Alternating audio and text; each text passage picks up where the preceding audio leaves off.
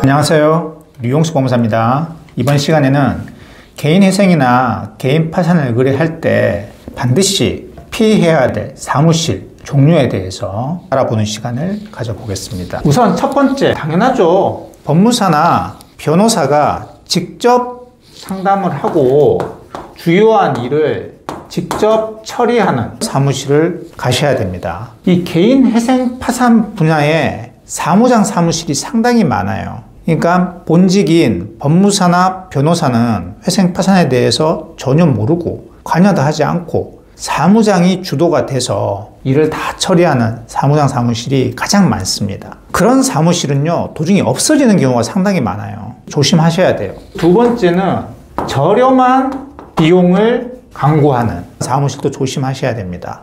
아니, 이왕이면 저렴한 가격이 좋지 않냐? 예, 그렇죠. 같은 일을 처리하고 같은 결과가 나온다면 의뢰인 입장에서는 저렴한 비용으로 처리하는 게 훨씬 좋습니다. 그건 당연한 거죠. 하지만 오로지 저렴한 비용만 강조를 하고요. 이런 사무실은 보통 가면 다른 비용들을 많이 붙여요. 하다 보면. 그러니까 처음 신청할 때는 강구한 돈을 받죠. 그런데 개인회생에 신청만 한다고 끝이 아니잖아요. 이제 보정을 계속 한단 말이죠.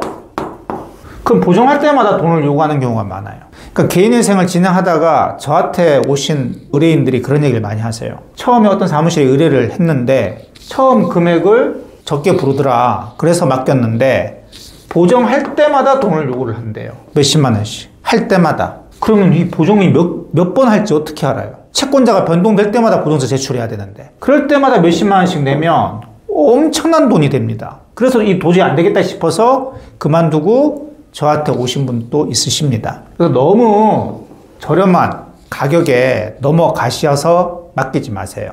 물론 이제 저렴한 가격이면 알아는 보세요. 이게 어디까지 포함된 금액인지 처음부터 끝까지 다 책임지는 비용인 건지 물론 전제는 당연히 법무사나 변호사가 직접 일을 처리하는 곳이어야 됩니다. 처음부터 끝까지 더 이상 추가 비용 없습니다 라고 하면 예, 그리고 법무사나 변호사가 회생파산 전문가고 그러면 예, 그런 데 맡기셔도 상관없습니다. 그게 아니라면 우물쭈물하거나 이래버리면 당연히 그 사무실은 피하셔야 되고요. 세 번째, 이런 광고 정말 많던데 제 눈에도 많이 띄던데 뭐 90탕감 보장, 100파산 면책, 이거는요 여러분들 저희들이 정하는 게 아니에요. 저희들은 물론 최대한 유리하게 의뢰인을 위해서 변제 계획안을 짭니다. 그리고 개인 파산의 경우에는 반드시 면책되게 노력을 하죠. 하지만 결정은 판사가 내리는 겁니다. 그러니까 100% 파산 면책, 이거는 저도 상담을 하면 면책 안 될 거는 아예 안 받으니까 저도 100% 면책입니다. 그런데 개인회생 같은 경우 이렇게 알고 오시는 분들이 있어요. 제가 상담을 해보고 선생님 같은 경우는 한 80% 탕감될 것 같습니다. 아니 90% 탕감된다는 것도 있던데 이거는 그 여건에 해당이 돼야 돼요. 예, 부양가족 수가 높다든지 아니면 급여가 적다든지 아니면 빚이 적다든지 이러면 탕감률 높아질 수 있죠. 그런데 빚이 1억이고 급여가 한 1,000만 원 정도 되고 이래버리면 되나요?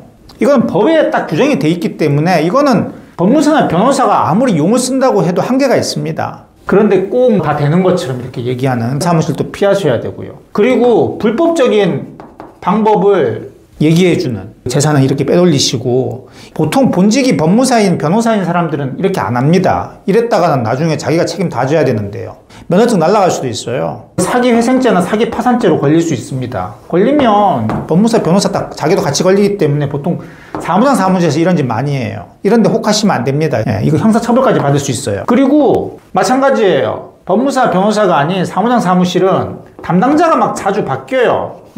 경우도 조심하셔야 돼요. 사무장 사무실 조심하라는 얘기입니다. 이런 데는 담당자가 자주 바뀌어요. 한 달 만에 바뀌고 2달 만에 바뀌고 그러면 개인회생이나 개인파산 6개월 길게는 1년까지 바라보고 가는 절차인데 그럼 일의 연속성이 떨어지고요.